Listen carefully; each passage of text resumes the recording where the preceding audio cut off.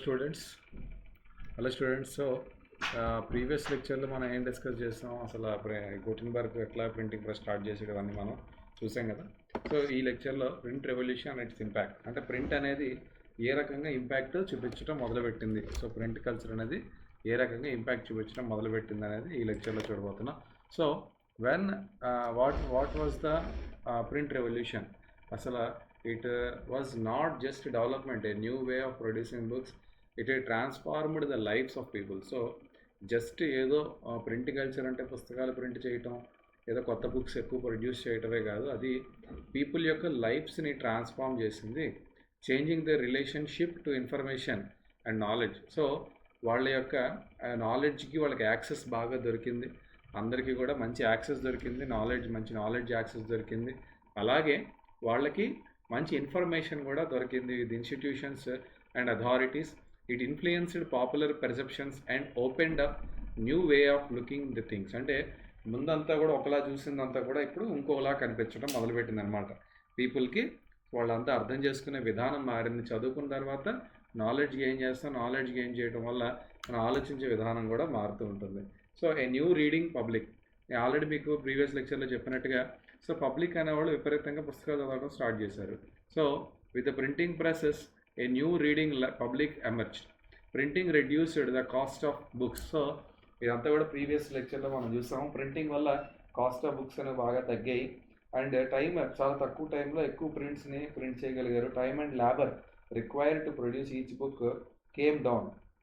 So labour requirement తగ్గింది, అలాగే time requirement తగ్గింది, దానివల్ల బోల్డ్ అనే పుస్తకాలు ప్రొడ్యూస్ చేయగలిగారు. So with a great is, చాలా ఈజీగా ప్రొడ్యూస్ చేయగలిగారు. సో దానివల్ల ఏమైంది, సో మార్కెట్లోకి మోర్ నెంబర్ ఆఫ్ బుక్స్ అనేవి రావడం స్టార్ట్ అయింది. So multiple copies could be produced with a greater is. Books flooded in the market, reaching out to an ever growing readership. అలా రీడర్షిప్ అనేది reading people అనేవాళ్ళు పెరుగుతూ ఉన్నారనమాట. Access to books created new culture of reading.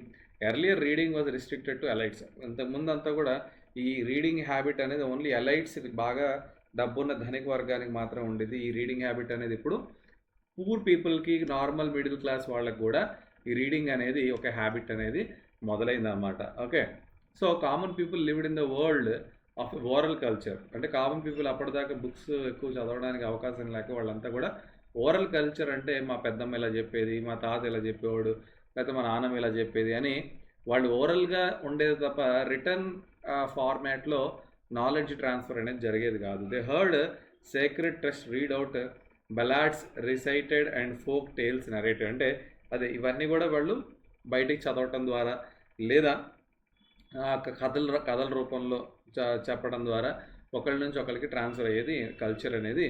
కానీ knowledge was transferred orally. ఇవన్నీ కూడా oral ఫామ్లో, అంటే మీ ఇంట్లో ఎవరైనా తెలివైన వాళ్ళు ఉంటే వాళ్ళ ద్వారా నువ్వు నేర్చుకోవచ్చు, కానీ అది అందరికీ రీచ్ అయ్యే అవకాశం ఉండేది కాదు. So people collectively heard a story or saw performance. అంటే మీరు సినిమాల గట్రా చూస్తే చిన్నపిల్లలందరినీ కూడా ఒక చోట కూర్చోబెట్టుకుని ఒక పెద్ద ఆయన ముసలి ఆయన కూర్చోబెట్టి కథలు చెప్తూ ఉంటాడు. సో ఇలాగా అంటే ఇవి అంటే ఎలా అంటే, సో ఓరల్ ట్రాన్స్ఫర్మేషనే తప్ప ఇక బుక్స్ రూపంలో వెళ్ళేది కాదు. As you will see in chapter 8, they did not read a book individually and silently.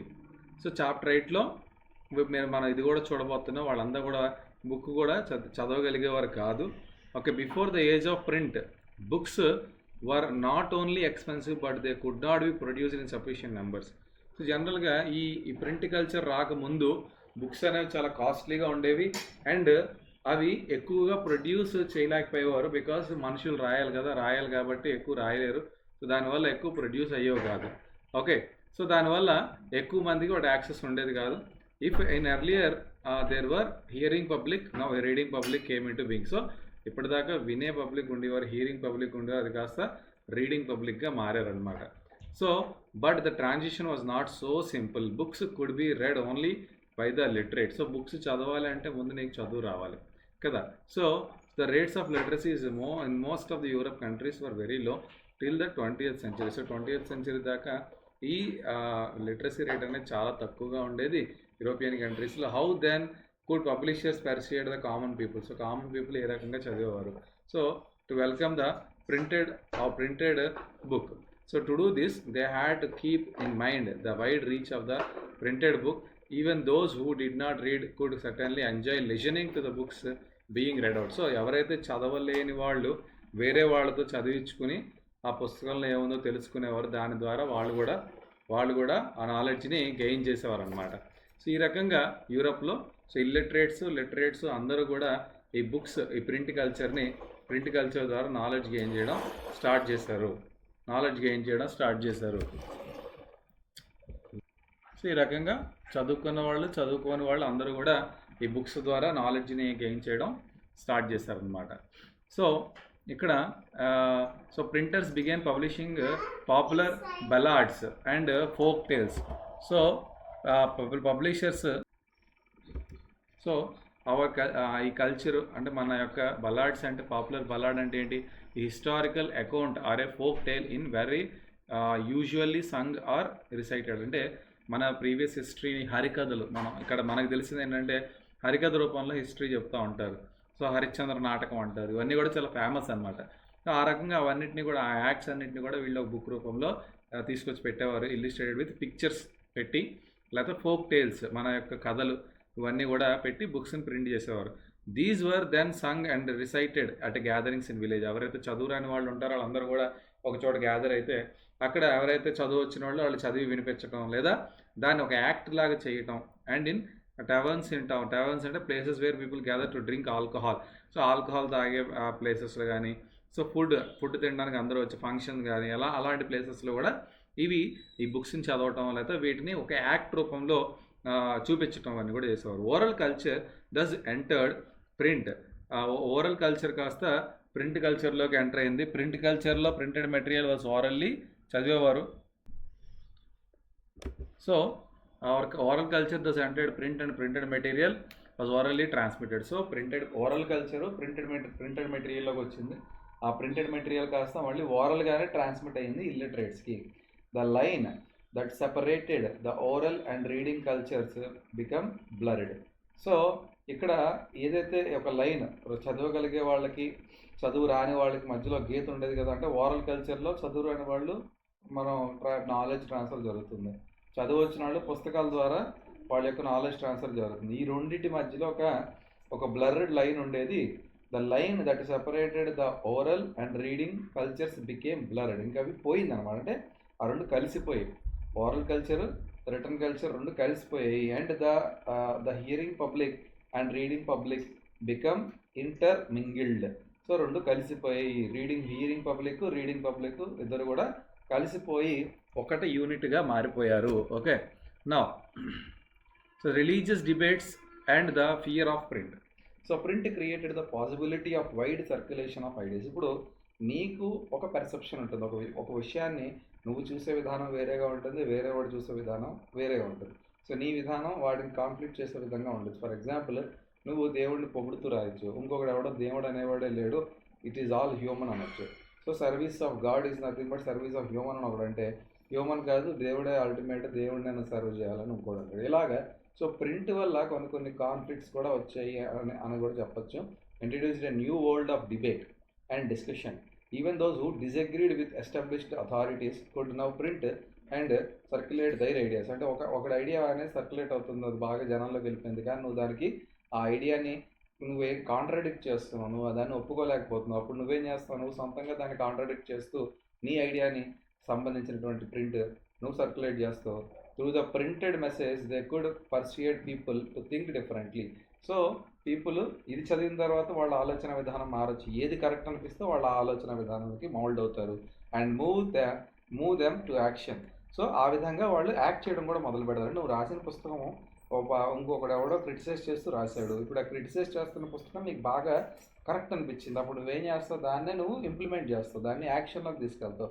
This has significance in different spheres of life. ఇది చాలా చోట్ల మన లైఫ్లో ఇది జరిగింది కూడా పాస్ట్లో, హిస్టరీలో. Not every one welcomed the printed book and those who did also had fears about it.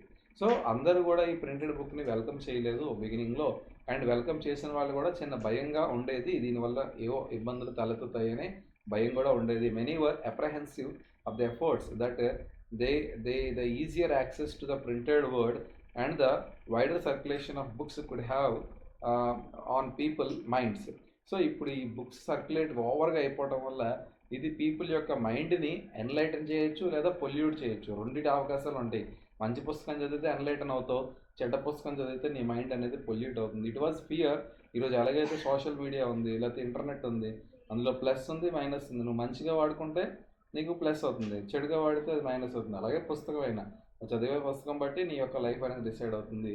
And it was feared that if there was no control over the what was printed and read, then rebellions and irreligious thought might spread. So దీనివల్ల అంటే ప్రతి పుస్తకం చదివితే ఆ పుస్తకంలో కంటెంట్కి సరైన control లేకపోతే, ఏ content పడితే ఆ కంటెంట్ రాస్తే, అది ప్రజలు చదివితే వాళ్ళలో రెబలియస్ థాట్స్ వస్తాయి, రెబల్ టైప్ థాట్స్ వస్తాయి, ఇర్రిలీజియస్గా కొంతమంది మారిపోవచ్చు. ఇవన్నీ కూడా మనకి threat. If that happened the authority of valuable literate would be destroyed. So ఈ లిటరేట్స్ యొక్క అథారిటీ ఏదైతే ఉంటుందో అది డిస్ట్రాయ్ అవుతుంది. Okay, expressed by religious authorities and monarchs as well as many writers and artists. This anxiety was the basis of widespread criticism of new print culture. So వీళ్ళందరూ కూడా దీనికి భయపడి ఎవరైతే అప్పటిదాకా ఉన్న ఎన్లైటెడ్ పీపుల్ ఎవరైతే ఉంటారో, రిలీజియస్ అథారిటీస్ కానీ, మొనార్క్స్ కానీ, as well as many writers ఎవరైతే కథలు రాసేవారు, ఆర్టిస్ట్ ఎవరైతే మంచి మంచి ఆర్ట్స్ తయారు చేసేవారు, వీళ్ళందరూ కూడా ఈ ప్రింట్ లిటరేచర్ని కొంత క్రిటిసైజ్ చేసేవారు. That had began to circulate. So ఈ ఏదైతే సర్క్యులేట్ అయిపోతుందో ఈ ప్రింట్ లిటరేచర్, దీని మొత్తాన్ని కూడా క్రిటిసైజ్ చేసేవారు అనమాట. Let us consider the implication of this in one sphere of life in early modern Europe. So ఇది ఒక aspect of life, early modern యూరప్లో ఒక ఆస్పెక్ట్ ఆఫ్ లైఫ్ మీద ప్రింట్ కల్చర్ యొక్క ఎఫెక్ట్ ఎలా ఉందనేది చూద్దాం. నేమ్లీ రిలీజియన్ ఎస్పెషల్లీ రిలీజియన్ మీద ఏ రకంగా ఉందనేది చూద్దాం. In 1517 the religious reformer Martin Luther, చాలా ఇంపార్టెంట్ పాయింట్ గుర్తుపెట్టుకోండి. సో రిలీజియస్ రిఫార్మర్ పేరేంటి? So Martin Luther wrote 95 thesis criticising, చాలా ఇంపార్టెంట్ పాయింట్ ఇది. సో 95 థీసిస్ అనేది ఎవరు రాశారు? మార్టిన్ లూథర్ రాశారు. ఎందుకు రాశారంటే సో ఇతను ఏం చేశారంటే many of the practices and rituals of the Roman Catholic church.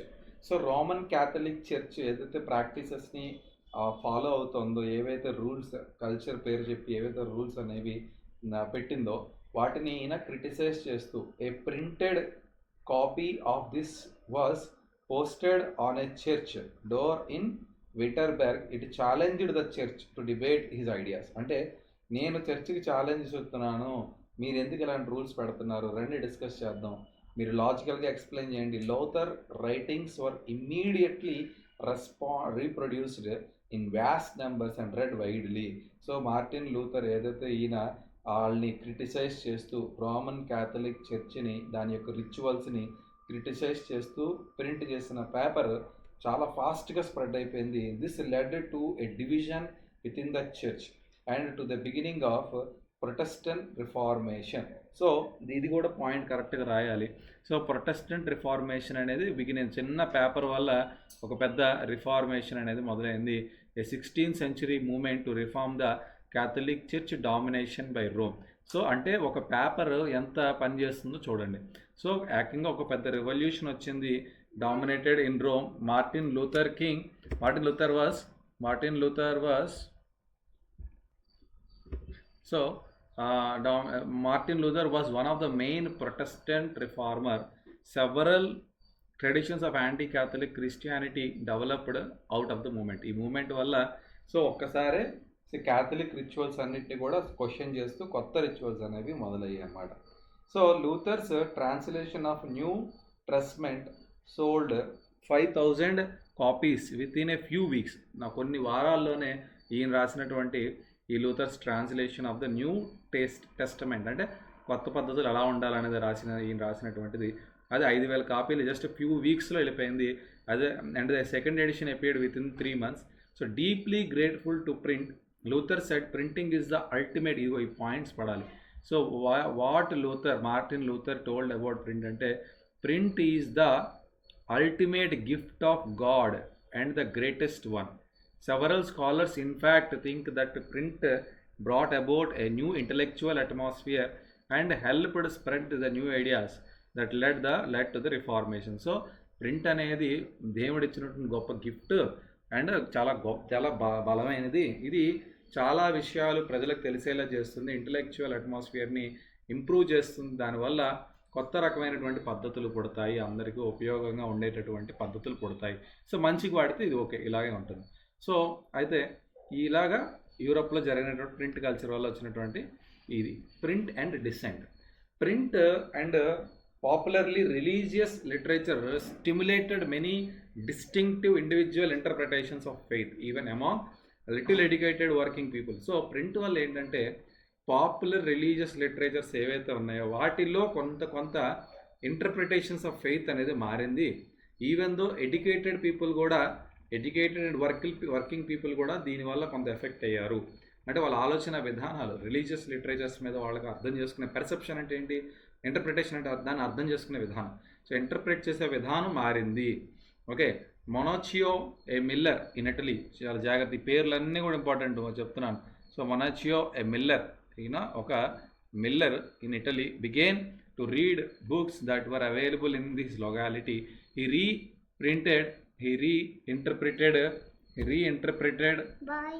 reinterpreted.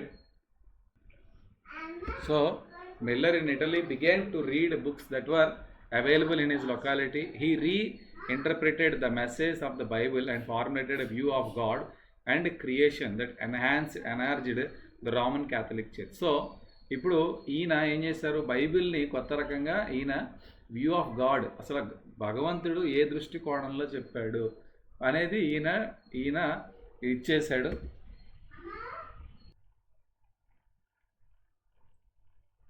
So he reinterpreted the message of the Bible and formulated a view of God and creation that enlarged the Roman Catholic. Enraged అంటే question చేసింది అన్నమాట.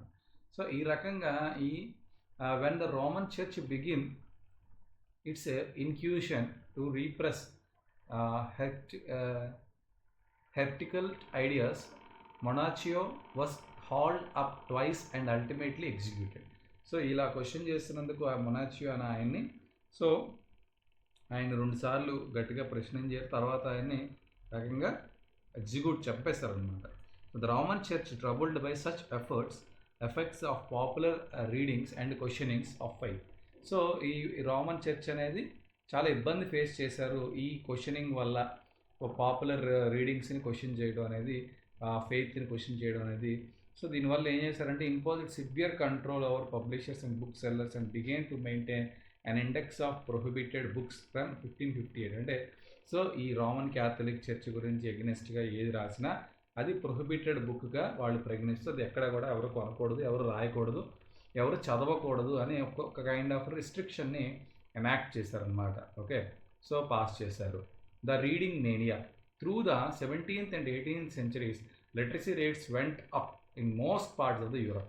So Europe మొత్తం కూడా ఆ literacy rate అనేది బాగా పెరగటం వల్ల so churches of different denominations setup schools in village. So మీరు ఇప్పుడు చిన్న చిన్న మిషనరీ స్కూల్స్ అంటారు. మిషనరీ స్కూల్స్ అంటే ఎవరు పెడతారు? సో జనరల్గా ఈ చర్చెస్సే మనకి స్కూల్స్ని సెటప్ చేసేవారు. Carrying literacy to peasants and ఆర్టిజన్స్కి కూడా చదువు రావాలనే ఉద్దేశంతో వీళ్ళు స్కూల్స్ని ఎస్టాబ్లిష్ చేసేవారు అనమాట. So by the end of the 18th century in some parts of the Europe, literacy rates were as high as 60 to 80%. So గ్రాడ్యువల్గా లిటరసీ రేట్స్ అనేవి 60 to 80% పెరిగిపోయి. As literacy and schools spread in Europe countries, there was a virtual reading mania. People wanted books to be read and printers produced books in ever increasing numbers. ఎప్పుడైతే చదివే వాళ్ళు పెరిగిపోయారో చదవాలనే ఇది కూడా పెరిగిపోతుంది, వాళ్ళలో interest పెరిగిపోతుంది. దానివల్ల బుక్స్ కూడా చాలా ఎవర్ ఇంక్రీజింగ్ నెంబర్స్లో బుక్స్ కూడా పెరిగిపోతున్నాయి. New forms of popular literature appeared in print targeting new audiences. Book sellers employed peddlers who roamed around villages. So book sellers peddlers అంటే ఏంటంటే సైకిల్ మీద వేసుకుని ఊరు తిరిగి పుస్తకాలు అమ్ముతూ ఉంటారు అనమాట. సో ఆ రకంగా సో వాళ్ళు పుస్తకాలు సేల్ చేయడానికి పెడ్లర్స్ని కూడా రిక్రూట్ చేసుకున్నారు, ఎంప్లాయ్ చేసుకునేవారు. రకరకాల అభిరుచులు తగ్గట్టుగా, అంటే పీపుల్ యొక్క నెసెసిటీ తగ్గట్టుగా కొత్త కొత్త టైప్స్ ఆఫ్ పుస్తకాలు రాయటం మొదలుపెట్టారు అనమాట. They were almanacs or rituals. Almanacs అంటే ఏంటి? అలమాక్ అంటే an annual publication giving astronomical data information about, అంటే పంచాంగం టైప్. అల్మనాక్ అంటే మనం పంచాంగం అంటాం కదా, సో ఇవన్నీ కూడా అట్లాంటి పుస్తకాలు కూడా ప్రింట్ అవడం, ritual calendars along with ballads and folk tales. So but the other form of reading matter largely for entertainment, అంటే నవల్స్ కానీ ఫిక్షియస్ నవల్స్ కానీ ఇవన్నీ కూడా పెరగటం మొదలైంది. ఓకే, సో పెరగటం మొదలైంది. But the other form of reading began to reading large enter in England. Penny chap books were carried by petty peddlers. So కొంచెం చిన్న పుస్తకాలు అంటే తక్కువ కాస్ట్ ఉన్నటువంటి పుస్తకాలని, చాప్ బుక్ అంటే term use to describe pocket size. Chop book అంటే చిన్న చిన్న బుక్స్ అనమాట. Are sold by travelling peddlers called chapman. దాన్ని అమ్మేవాడిని చాప్ మ్యాన్ అంటారు. చాప్ బుక్స్ అంటే జోబులు పెట్టుకుని తీసుకెళ్ళగల అంత చిన్న చిన్న పుస్తకాలని చాప్ బుక్స్ అంటారు. Sold for a penny so that even the poor could buy them. అంటే చిన్న చిన్న ప్రింట్స్ వేసి, అంటే తక్కువ కాస్ట్లో అందరూ చదువుకునే విధంగా. And sold for a penny. So in France were the Bibliotheque Bleue which were the low priced small books printed on poor quality paper and bound in cheap blue cover. So ఎవరికైనా కూడా చదువుకోవాలనుకుంటే పుస్తకం దొరికే విధంగా అన్ని రకాల కాస్ట్లోనే పుస్తకాలు అవైలబుల్గా ఉండే విధంగా వీళ్ళు ప్రింట్ చేసేవారు. Okay, so then there were the romances printed on 4 to 6 pages. So 4 to 6 pagesలో కూడా ప్రింటింగ్ చేసేవారు. ఓకే, రోమాన్సెస్ రోమన్ వాళ్ళు అంటే Italy. And the more substantial history which were the stories about the past, ఇవి కూడా print చేసేవారు. Past గురించి ఉన్న స్టోరీస్ అన్ని ప్రింట్ చేసేవారు.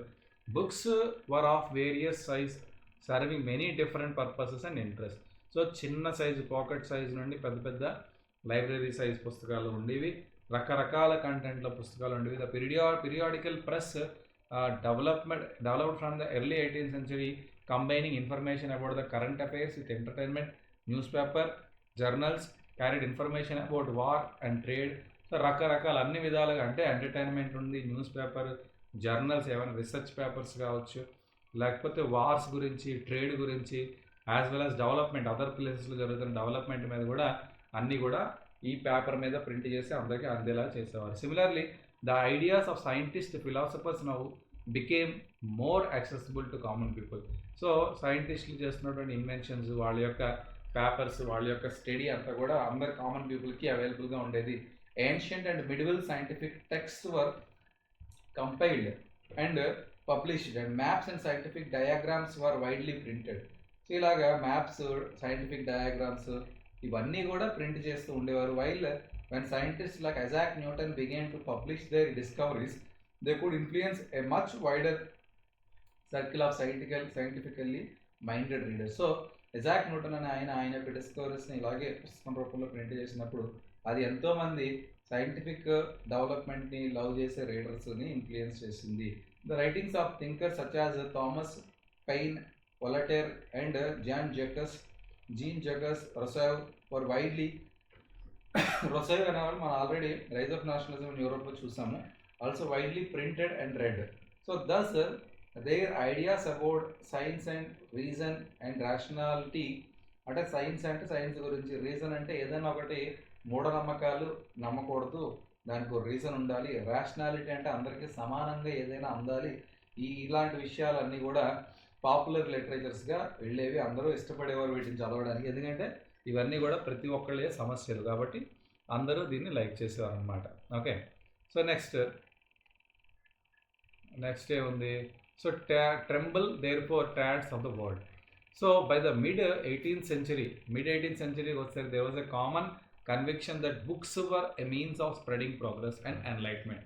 So 18th century, mid of 18th century వచ్చేసరికి సో పుస్తకాల ద్వారానే ఏదైనా నువ్వు స్ప్రెడ్ చేయగలవు, లేదా ఎవరినైనా ఎన్లైటన్ చేయాలన్నా, ఒక మ్యాటర్ని నలుగురికి చెప్పాలన్నా, so publishing is the only way. Many believed that books could change the world. అందరూ కూడా ఏం నమ్మేవారంటే పుస్తకమే ప్రపంచాన్ని మారుస్తుంది, లిబరేట్ సొసైటీని లిబరల్ వైపు నడిపిస్తుంది, ఫ్రమ్ డెస్పోటిజం నుంచి, అంటే ఏదైతే ఈ రాజరికం ఉంది ఈ వ్యవస్థల నుంచి, అరిస్టోక్రసీ నుంచి అండ్ టైరానీ నుంచి, సో ఈ లిబరలైజేషన్ నడిపిస్తుంది. And heard a time when reason and intellect world would rule. So ఏదో ఒక రోజు వస్తుంది, మూఢనమ్మకాలు కాకుండా రీజన్ అడిగి ఇంటలెక్చువల్గా లాజికల్గా దాన్ని ఎక్స్ప్లెయిన్ చేస్తేనే మనుషులు నమ్మే విధానంగా రోజు వస్తుంది. Louis Sebastien Mercier, a novelist in 18th century France declared, ఆయన ఏం డిక్లేర్ చేశారు చాలా ఇంపార్టెంట్, మళ్ళీ చూసుకోండి. The printing press is the most powerful engine of progress and public opinion is the force that will sweep despotism away. So ఈయన ఏం చెప్పారు, ఈ పాయింట్లన్నీ కూడా ఇంపార్టెంట్ గుర్తుపెట్టుకోండి. సో ద ప్రింటింగ్ ప్రెస్ అనేది ఒక most powerful engine of progress. So మనిషిని progress వైపు నడిపించే ఇది ఒక ఇంజన్. పబ్లిక్ ఒపీనియన్ని ఒక ఫోర్స్ లా కన్వర్ట్ చేసి డిస్పోటిజంని పక్కకి తోసే బలాన్ని ఇస్తుంది. In many of the Mercier's novels the heroes are transformed by acts of reading. So ఆయన రాసినటువంటి నవల్స్ అన్నింటిలో కూడా హీరో అనేవాడు సో మెల్లమెల్లగా ఆయన యొక్క ట్రాన్స్ఫార్మేషన్ అనేది రీడింగ్ ద్వారా జరిగే విధంగా ఆయన డిజైన్ చేసుకున్నాడు అనమాట. సో అది మనలోకి ఇన్ఫ్యూజ్ చేస్తున్నాడు ఆయన నవల్స్ ద్వారా మనలో కూడా కోణాన్ని, ఆ రీడింగ్ హ్యాబిట్ని ఇన్ఫిల్ట్రేట్ చేస్తున్నాడు. So they devour books are lost in the world, books create and become enlightened in the press. So ఇది ఎలా ఉంటుందంటే పుస్తకంలో ప్రపంచం తనను తాను మర్చిపోయే విధంగా పుస్తకాలు అనేవి ప్రింట్ అయ్యేవి. అందరూ కూడా ఈ ప్రాసెస్లో ఎన్లైట్మెంట్ని సంపాదించారు. అంటే ప్రపంచం అంతా కూడా ఈ ప్రపంచంలో ఉన్న ప్రతి మనిషి వాడు ఆ పుస్తకంలో కోల్పోవడం అంటే అతను మైమర్చిపోయాడు పుస్తకం చదవడంలో. తద్వారా ఆ ఎన్లైట్మెంట్ అనేది వాళ్ళలో వచ్చింది. Convince of the power of print in bringing enlightenment and destroying the basis of despotism, Merrier proclaimed, "Tremble therefore, tyrants of the world." So ఇక్కడ ఒక పదాన్ని వాడాడు. ఆ పదం ఏంటంటే tremble therefore tyrants of the world. So ఈ పదాన్ని వాడి ఈయన అంటే లైక్ దీన్ని యూజ్ చేసి tremble before the virtual writer. So దీన్ని యూజ్ చేసిన వ్యక్తి ఎవరు, మెర్సియర్ అనే ఆయన దీన్ని వాడాడు. సో దీనికి అర్థం ఏంటంటే, సో దాని మీనింగ్ ఏంటంటే, సో నువ్వు ఎవరైతే ఇప్పటిదాకా సప్రెస్ చేయడానికి ప్రయత్నం చేసావో ఆ సప్రెషన్ అనేది ఇక మీద జరగదు. సో ఈ tremble therefore tyrants of the world. So ఈ ఏదైతే సప్రెషన్కి గురి చేస్తున్నటువంటి డిస్పాటిజం అనేది ఇక మీదట ఉండదు. Okay, tremble before the virtual writer. So నువ్వు ఎవరి దగ్గర తలవంచాలంటే, సో వర్చువల్ రైటర్ ఎవడైతే నీకు కనిపించిన ఒక రైటర్ ఉంటాడో వాడి దగ్గర నువ్వు తలవంచాల్సిన రోజు వస్తుంది అని చెప్పి డిస్పాటిజంకి ఎగ్నెస్ట్గా ఈ మెర్సియర్ అని ఆయన చెప్పారనమాట. So print culture and the French revolution. Already French రెవల్యూషన్లో మనం చదివినప్పుడు కూడా చూసాము. Many historians have argued that print culture could create the conditions within which French revolution occurred. Can we make such a connection? So definitely మనం ఆ connection అయితే establish చేయగలం. రొస్సాయి గురించి కానీ, మనం ఇందాక నేను చెప్పినట్టుగా లేకపోతే అప్పుడు రాసినటువంటి వేరే రైటర్స్ కూడా ఉన్నారు కదా. సో వొలటైర్ రాశారు కింద. సో వీళ్ళు రాసినటువంటి first print popularise the idea of enlightenment printer. So first of all print వల్ల ఏం జరిగిందంటే అందరిలోని ఆలోచన విధానం మారింది.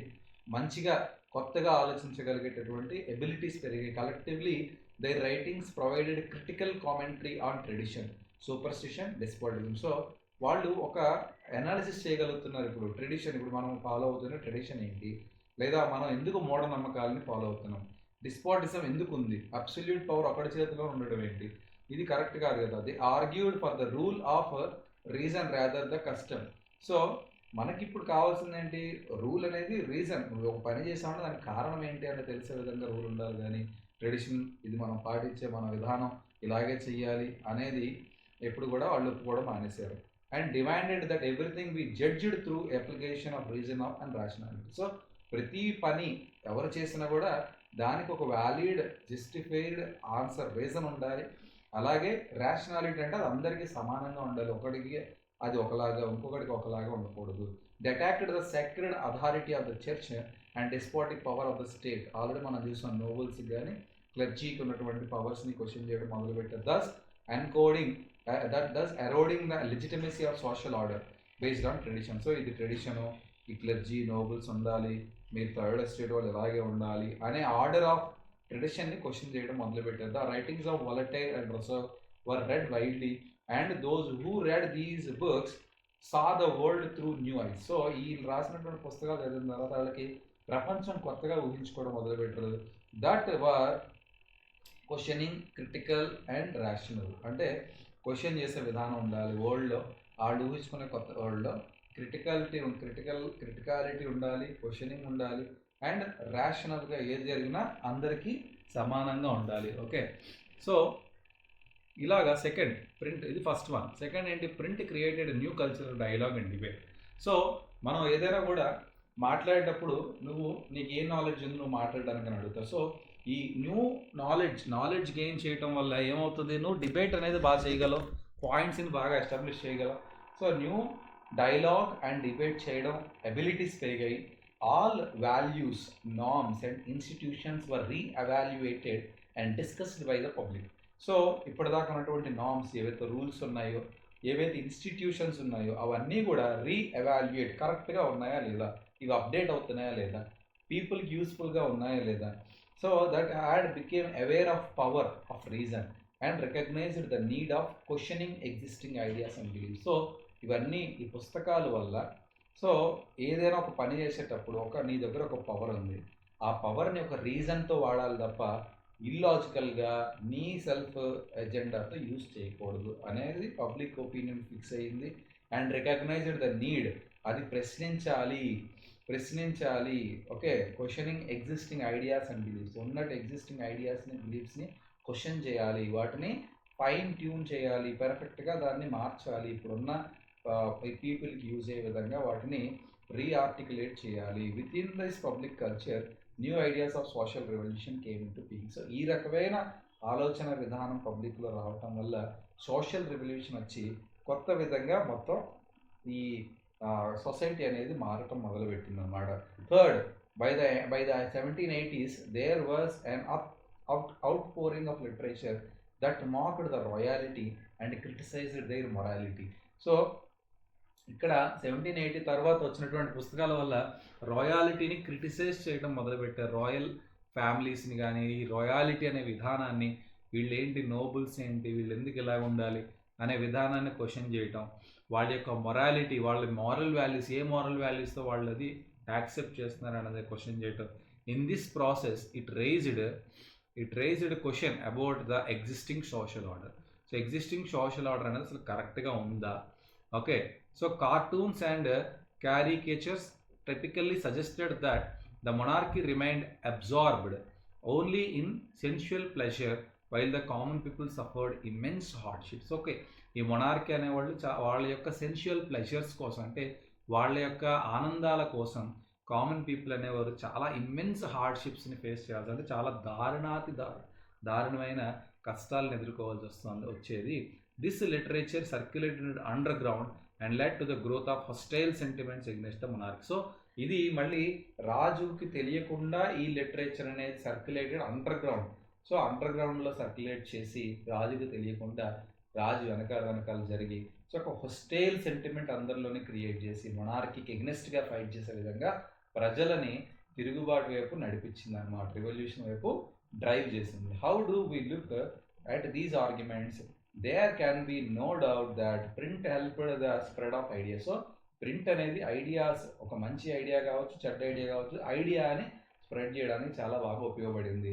But we must remember that people did not read just one kind of literature. So మనం ఇక్కడ గుర్తుపెట్టుకోవాల్సింది ఏంటంటే, పీపుల్ అనేవాళ్ళు ఒకే లిటరేచర్, ఒక వేలో చూసే లిటరేచర్ చదవరు, అన్ని రకాల లిటరేచర్స్ కూడా వాళ్ళకి యాక్సెసిబుల్గా ఉంటాయి. If they read the ideas of Voltaire and Russell, they were also exposed to monarchical and church propaganda. So at the same time రేపు వాలటైర్, రస్సెల్ చేసే వాళ్ళ యొక్క ఐడియాస్ని చదివారు, అలాగే మొనార్కీస్, చర్చ్ ప్రాపగాండా కూడా వాళ్ళు ఎక్స్పోజ్ కాబడ్డారు. వాటిని కూడా వాళ్ళకి చదవాల్సిన ఇది అయితే వచ్చింది.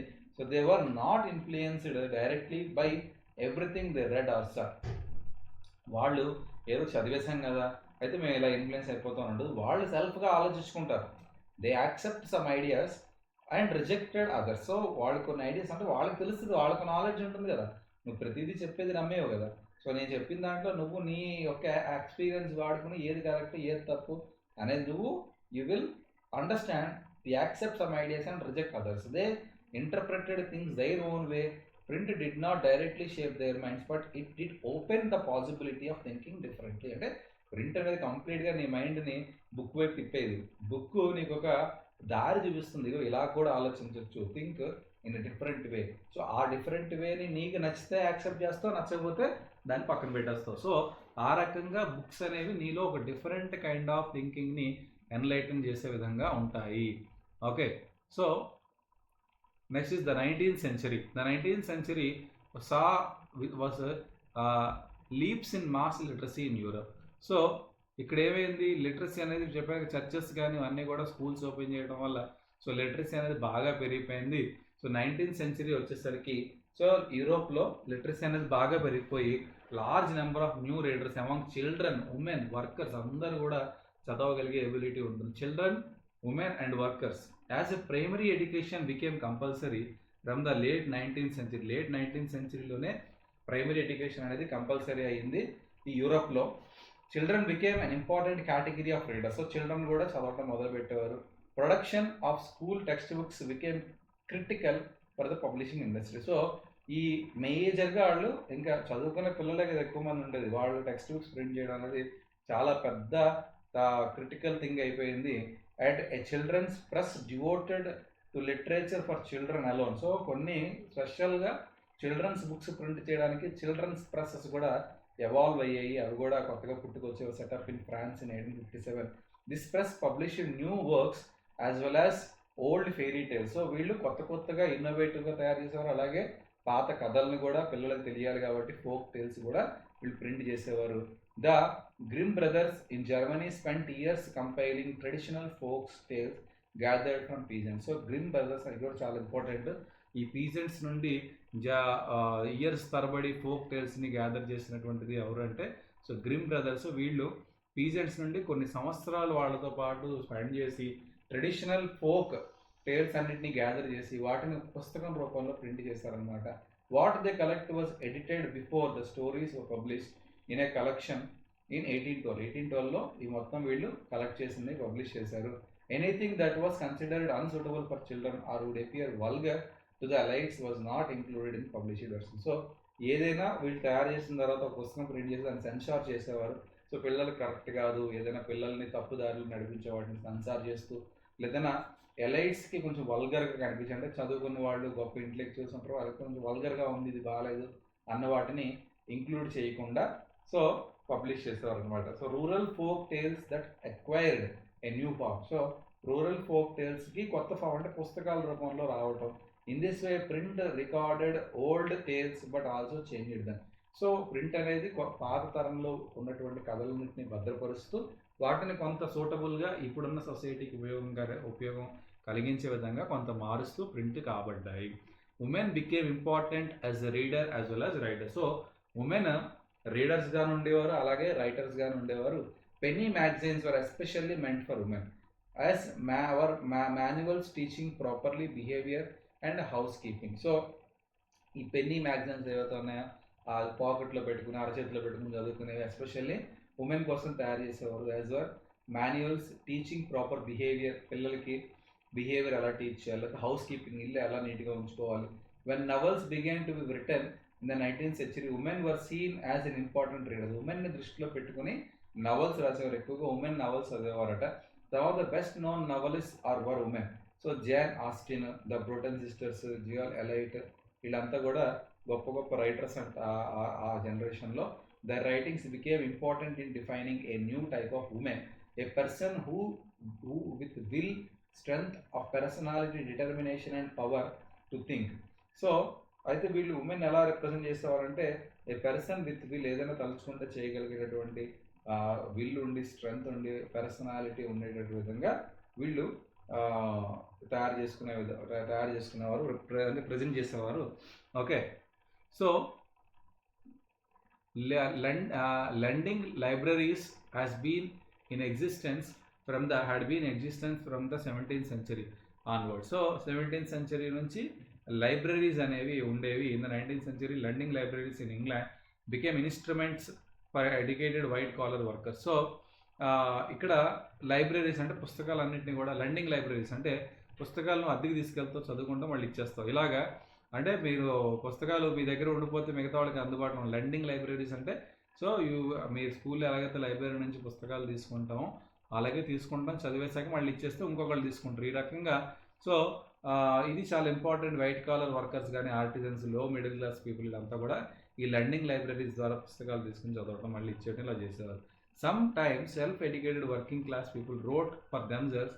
సో కొంతమంది ఎవరైతే self educated working class people అంటే వాళ్ళు ఎడ్యుకేట్ అవుతూ వర్క్ చేస్తూ వాళ్ళు లెర్నింగ్స్ ఉంటాయి కదా, అంటే వాళ్ళు నువ్వు వర్క్ చేస్తున్నప్పుడు నీ వర్క్ ద్వారా నీకు కొంత లెర్నింగ్ ఉంటుంది. ఆ లెర్నింగ్ నలుగురు తెలిసే విధంగా చేయాలంటే నువ్వు నీ లెర్నింగ్ని పుస్తకం రూపంలో రాయాలి. ఓకే, సో వాళ్ళ కోసం రాయొచ్చు, లేదా వాళ్ళ తర్వాత వాళ్ళ నెక్స్ట్ లెవెల్, నెక్స్ట్ జనరేషన్ ఆ వర్క్ గురించి తెలుసుకోవాలన్నా కూడా రాయొచ్చు. After the working days was gradually short and from mid-19th century, workers had some time for self improvement and self expression. So working hours అనేవి మెల్లమెల్లగా తగ్గడం మొదలుపెట్టాయంటే మిడ్ ఆఫ్ 19th century. దానివల్ల ఏంటంటే వీళ్ళు కొంత సెల్ఫ్ ఇంప్రూవ్మెంట్ అంటే వేరే చదివి వాళ్ళు ఇంప్రూవ్ చేసుకోవడం, లేదా వాళ్ళ యొక్క ఎక్స్ప్రెషన్ రాసుకోవడం, సెల్ఫ్ ఎక్స్ప్రెషన్, సెల్ఫ్ ఇంప్రూవ్మెంట్ ఈ రెండు కూడా చేసేవారు. The road political tracks and autobiographies in large number. So వాళ్ళు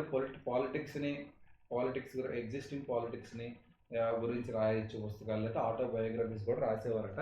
సో వీళ్ళంతా కూడా లార్జ్ నెంబర్స్లో వీళ్ళు రాసేవారు. Okay, next is further innovations. By the late 19th century the press came to be out of metal. So ఇప్పుడు ఈ press కూడా ఏదైతే తయారు చేసేదో గ్యూటెన్బర్గ్, దాన్ని కూడా ఇంకా అప్గ్రేడ్ అయింది. By the late 18th century the press came to be made out of metal. Through the 19th century there was a series of further innovations in printing technology. By the mid of 19th century, Richard M. Hoe of New York had perfected the power driven cylindrical press. So ఈయన ఆ printing ప్రెస్ని cylindrical ప్రెస్గా మార్చగలిగాడు. This was capable of printing 8,000 sheets per hour. So ఇది 8,000 పేపర్లు గంటకి print చేయగలుగుతుంది. This press was particularly useful for printing news papers. ఇది ఎక్కువగా న్యూస్ పేపర్స్ని ప్రింట్ చేయడానికి ఉపయోగపడేది. In the late 19th century the offset press was developed which could print up to 6 colors at a time. So offset print offset press అనేది ఇంకో press develop చేశారు. అది 6 colors at a time print చేయగలుగుతుంది అన్నమాట, black and white కాకుండా. So colour prints అనేవి రావడం మొదలెట్టింది, 6 colors at a time.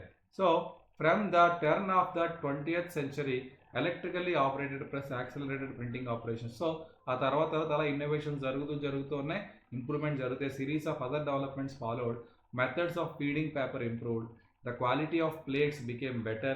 Automatic paper reels and photoelectric controls. ఇవన్నీ కూడా ఇప్పుడు register were colour were introduce. The accumulation of several individual mechanical improvement transformed the periods of the printed text. ఈరోజు మనం చూసే printed text ఎంత improve అవడానికి కారణం. So అలా గ్రాడ్యువల్గా అవుతున్నటువంటి ఇంప్రూవ్మెంట్స్ అన్నీ కూడా కలిసి ఈ ప్రింటెడ్ టెక్స్ట్ అనేవి గ్రాడ్యువల్గా బాగా ఇంప్రూవ్ అయ్యి ఇప్పుడు మనం ఎంత బాగా చదవగలుగుతున్నాం అన్నమాట. So printers and publishers continuously develop new strategies to sell their products. So ఎప్పుడైనా కూడా ఒక మార్కెట్లో ఉన్నప్పుడు నీ కాంపిటేటర్ ఉంటాడు, కాంపిటేటర్ని ఎదుర్కోవాలంటే నువ్వు కొత్త విధంగా నువ్వు ఇంప్రూవ్ చేసుకోవాలి. ప్రింటర్స్, పబ్లిషర్స్ కంటిన్యూస్గా వాళ్ళు డెవలప్ చేసుకునేవారు, కొత్త స్ట్రాటజీస్ వాడేవారు to sell their product. 19th century periodical serialized important novels which gave birth to a particular way of writing novels. So కొత్త రకమైన నవల్స్ అనేవి పుట్టుకొచ్చాయి. In the 1920 in England popular works were sold in cheap series called the shilling series. So popular ఏదైనా ఒక మంచి work, ఎవరిదైనా మంచి book ఉందంటే ఆ బుక్ అనేది చాలా తక్కువకి అమ్మేవారు, సో దట్ ఎక్కువ మంది దాన్ని చదివే విధంగా. The dust cover or the book jacket is also a 20th century innovation. So దాని మీద ఒక కవర్, ఒక డస్ట్ పడకుండా ఉండే ఒక కవర్ అండ్ బుక్ జాకెట్, దానికి క్లిప్ పెట్టే విధంగా ఒక బుక్ జాకెట్, ఇవన్నీ కూడా 20th century innovations. With the onset of the Great Depression in the 1930. Great Depression అంటే అప్పుడు రెసిషన్ వచ్చింది, చాలా పెద్ద రెసిషన్ వచ్చింది అనమాట. Publishers feared a decline in book purchases. So publishers అందరూ కూడా భయపడ్డారు బుక్ పర్చేస్ తగ్గిపోతాయని. To sustain buying they bought out cheap paperback edition. So అప్పుడు రేట్స్ తగ్గించుకుని పీపుల్ దగ్గర డబ్బులు ఉండేవి కాదు, అయినా కూడా పుస్తకాలు చదవాలంటే నువ్వు పుస్తకం తయారు చేసే కాస్ట్ తగ్గించుకోవాలి. ఆ రకంగా వాళ్ళు చీప్ పేపర్ బ్యాక్ ఎడిషన్స్ని తీసుకొని దాని మీద ప్రింట్ చేసి దాని ద్వారా వాళ్ళ యొక్క కాస్ట్ ఆఫ్ ప్రింటింగ్ తగ్గించుకునేవారు అనమాట. సో ఇక్కడ India and the world of print, అసలు ఇండియాలో ఈ ప్రింట్ అనేది ఎలా వచ్చింది, ఎలా ఉపయోగపడింది. Let us see when printing began in India, how ideas and transformations were written before the age of print. So age of print ముందు ఎప్పుడైనా కూడా అంతా కూడా మ్యాన్యుస్క్రిప్ట్సే ఉంటాయి. ఇండియా దగ్గర కూడా మ్యాన్యుస్క్రిప్ట్సే ఉంటాయి. India had very rich and old tradition of hand written manuscripts. సాంస్క్రిట్లో ఉండేది, Arabic, Persian, as well as in various vernacular అంటే లోకల్ లాంగ్వేజ్ అంటే తెలుగు, తమిళ్, ఇలా ఒరియా, మరాఠీ ఇలాంటి వెర్నాక్యులర్ లాంగ్వేజెస్లో కూడా ప్రింట్ అయిన పుస్తకాలు ఉన్నాయి. మ్యాన్యుస్క్రిప్ట్స్ వర్ కాపీడ్ ఆన్ పామ్ లీవ్స్. వీళ్ళంతా కూడా దేని మీద రాసేవారంటే తామరాకులు, పామ్ లీవ్స్ మీద రాసేవారు. అండ్ అనే హ్యాండ్ మేడ్ పేపర్ లేదా హ్యాండ్ ద్వారా తయారు చేసిన పేపర్ మీద రాసేవారు. Pages were sometime beautifully illustrated. So వాటి నీట్గా డెకరేట్ చేసేవారు. They would be either pressed between two wooden covers or sewn together to ensure pressure. అంటే వాటన్నింటినీ కలిపి కొట్టడం కానీ లేదా వుడెన్ కవర్స్ మధ్యలో వాటిని పెట్టడం కానీ, సో ఈ రకంగా చేసి వాటిని ప్రొటెక్ట్ చేస్తారనమాట. Manuscript continue to produce till well after the introduction of print. So even print అనేది వచ్చిన తర్వాత కూడా down to the late 19th century వరకు కూడా మ్యానుస్క్రిప్ట్స్ అనేవి బాగానే వాడేవారట ఇండియాలో. Manuscripts however were highly expensive and fragile. So ఇది చాలా ఎక్స్పెన్సివ్గా ఉండేది, అలాగే ఫ్రగైల్ అంటే ఈజీలీ అండర్స్టాండబుల్గా ఉండదు. They had to be handled carefully. చాలా వీక్గా ఉంటాయి. ఫ్రగైల్ అంటే చిరిగిపోవడం కానీ పాడవడం కానీ ఇలా జరుగుతుంటుంది. They could B handled carefully and they could not be read easily. ఒకళ్ళ హ్యాండ్ రైటింగ్ ఇంకొకరికి అంత బాగా అర్థం కాకపోవచ్చు. సో దానివల్ల చదవడం కూడా ఇబ్బందిగా ఉండేదన్నమాట. సో తర్వాత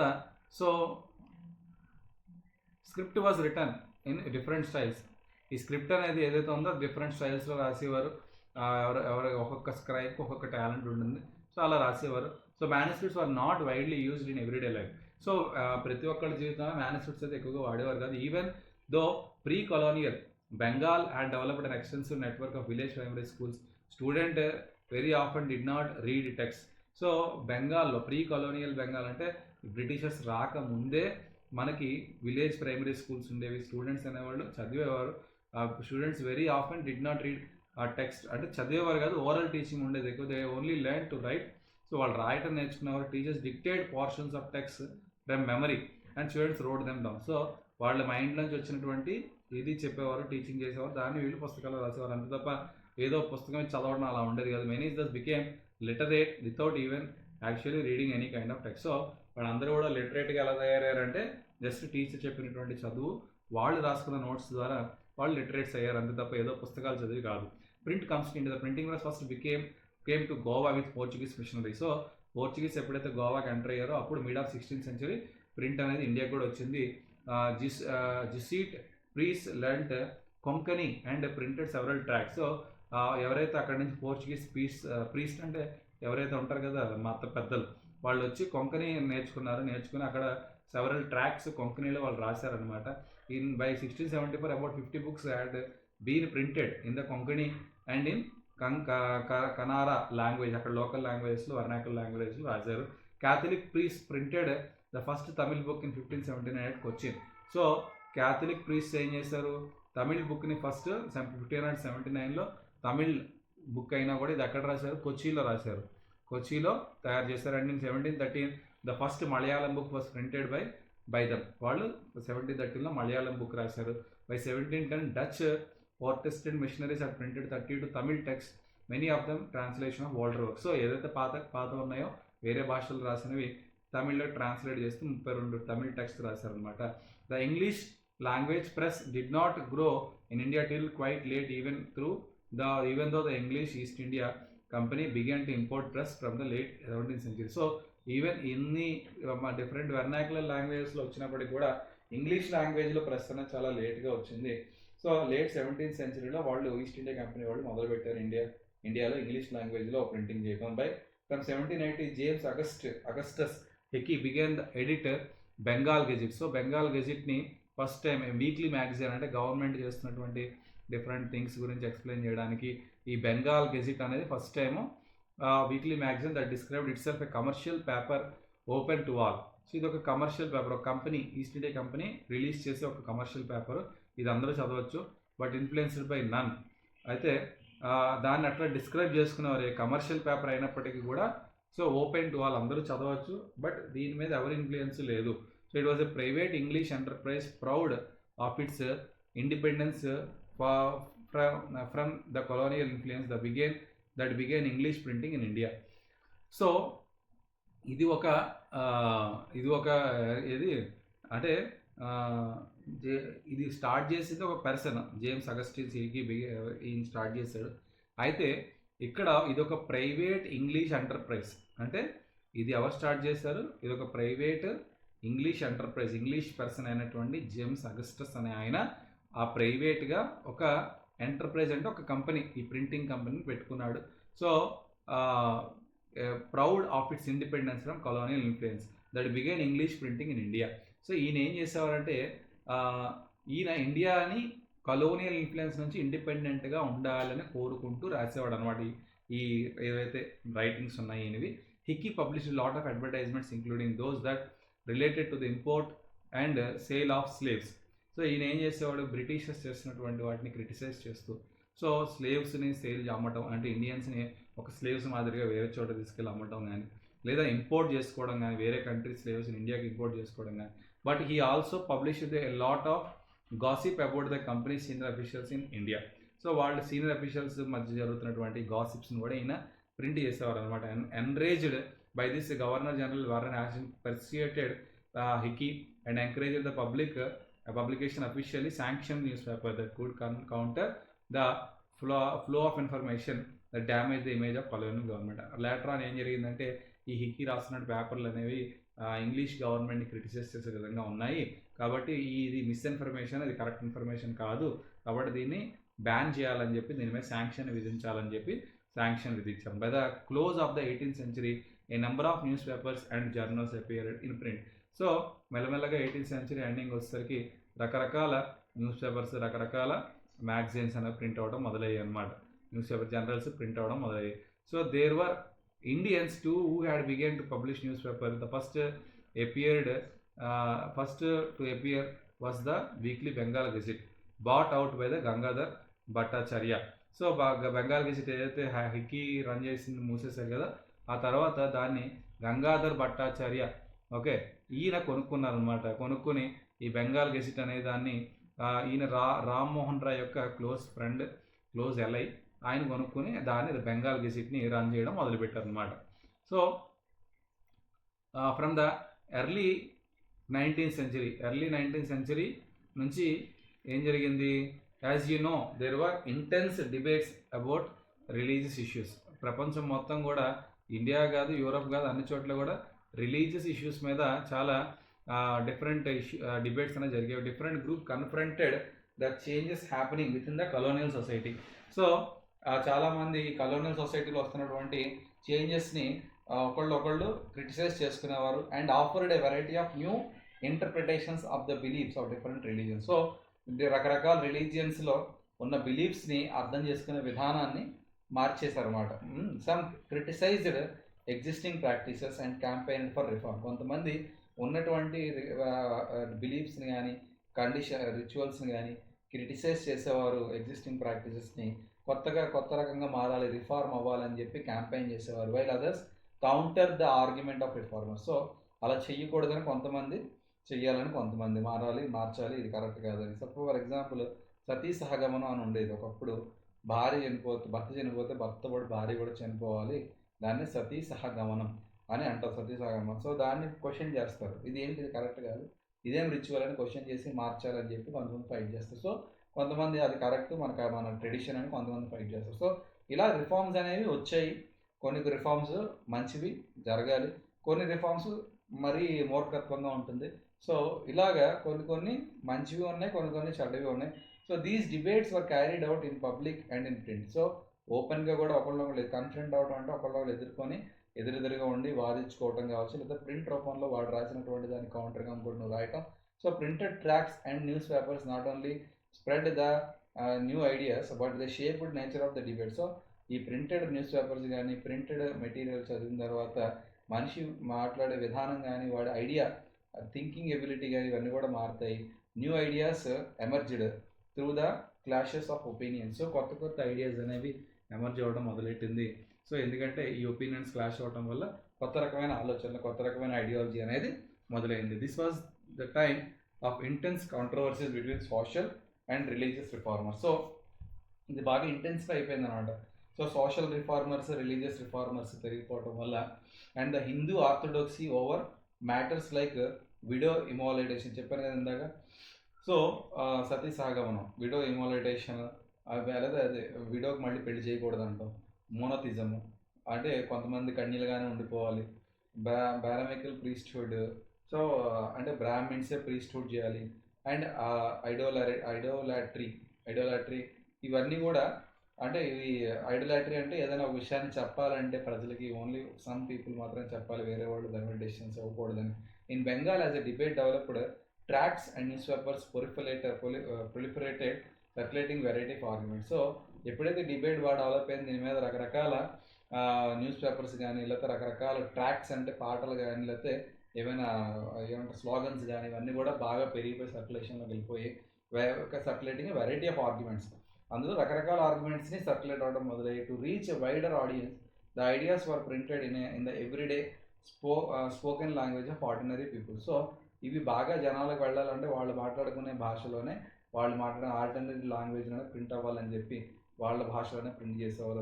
రామ్మోహన్ రాయ్ పబ్లిష్డ్ ఇది చాలా ఇంపార్టెంట్, గుర్తుపెట్టుకోండి. సంబంధ్ కౌముది ఎవరు పబ్లిష్ చేసేవారంటే Sambad Kaumudi from 1821 and the Hindu order commissioned the Sambad Chandrika. So ఒక పక్క రాజా రామ్మోహన్ రాయ్ సంబంధ్ కౌముది అనే దాన్ని స్టార్ట్ చేస్తే, హిందూ ఆర్థోడాక్స్ దాని కాంట్రరీగా Hindu orthodoxy commission the Samachar Chandrika to oppose his opinion. So ఈయన రాసిన పుస్తకంలో లేదా న్యూస్ పేపర్ ఆర్టికల్లో ఉన్న వాటిని అపోజ్ చేస్తూ వీళ్ళు ఇంకొకటి స్టార్ట్ చేస్తారని Hindu orthodoxy. So from the 1822 the 2 Persian newspapers were published, Jam-i-Jahan Nama and Shamsul Akhbar. So ఇది పెర్షియన్ న్యూస్ పేపర్స్. ఇవి కూడా ఇంపార్టెంట్, పేరు పెట్టి గుర్తుపెట్టుకోవాలి, ఇయర్ గుర్తుపెట్టుకోవాలి. ఇలాంటి ఆబ్జెక్టివ్స్లో అడుగుతాడు. In the same year A Gujarati news paper the Bombay Samachar. So Bombay Samachar అనేది, బాంబే అంటే మహారాష్ట్రలో ఉంది, అలాగని మహారాష్ట్ర న్యూస్ పేపర్ అనేది Gujarati news paper Bombay Samachar. Okay, ఒకప్పుడు గుజరాత్ బాంబే కలిసి ఉండేవి, ఆ స్టేట్ పేరే బాంబే.